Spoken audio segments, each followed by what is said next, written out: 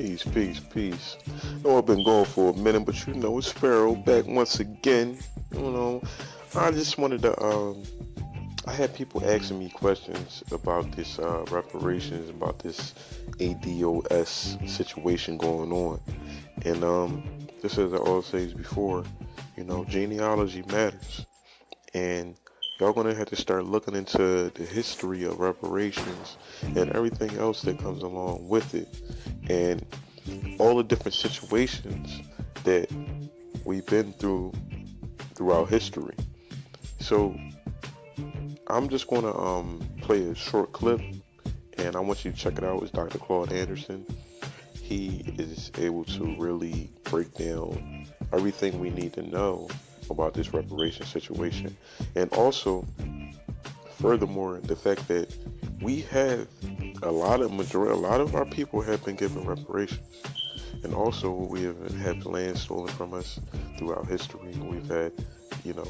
We've had all different types of atrocities and genocide and human rights violations that happened to us.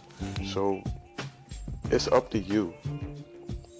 It's not up to anybody else. You can't expect the government to say, okay, all right, we did wrong, here you go. Like, it's always going to be up to us.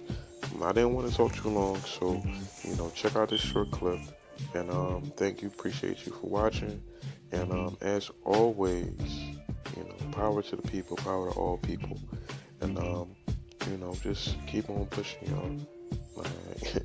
It's definitely, I see things coming along. But I'm out on that note. Peace, shalom, and salam. Have a good day, good night, good evening, wherever you at in the world right now. Have a blessed one. Peace.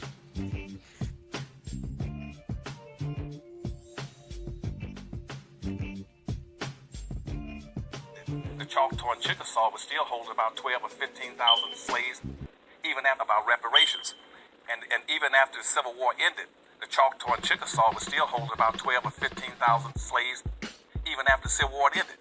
The United States government sent in troops saying, you got to get rid of this slavery and set black folk free. And they set up what's called the 1866 Indian Treaties with these 5 civilized tribes, which says that black people in this country must not only turn them loose, they must get benefits. They must get forms of reparations, going back to your earlier question.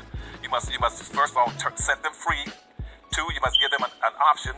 And this is for all black freedmen and all blacks who lived in the Indian Territory and all black Indians. You must set them free, allow them to have membership in the tribe.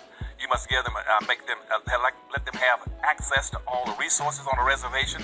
You must let them also be tax exempt. You must let them have free education. You must also let them be able to give them $150 in cash. You must give them 160 acres of land. And in present day times, those black Indians under the 1866 treaty should be getting, they can also hold gambling casinos. Now, this country has never carried out the full mandates, but yet we're still honoring it for Indians. Right now, all the benefits that Indians are getting in this country are getting it from the 1866 Indian Treaty, because they took up arms against the United States in the Civil War. They wiped out all previous treaties.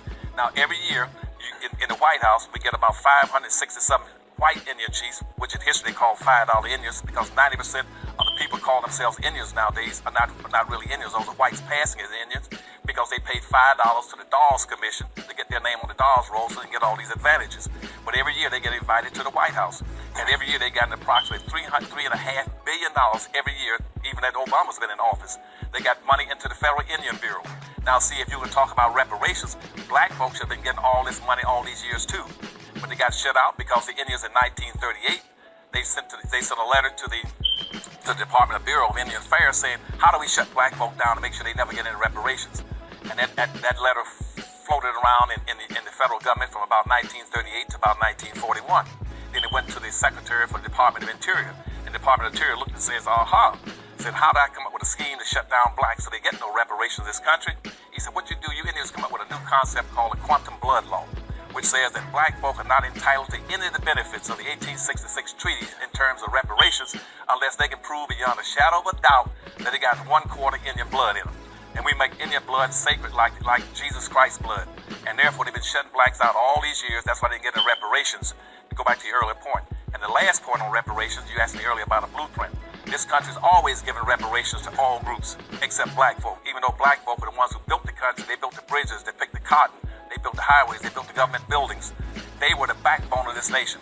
But now, so in the Marshall Plan, we gave billions of dollars to Germans.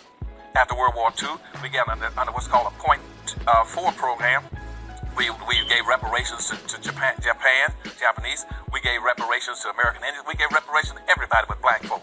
Yet black folk are locked into the bottom of a vertical order and a descending order of wealth, honor, and poverty. And control of resources, and nobody wants to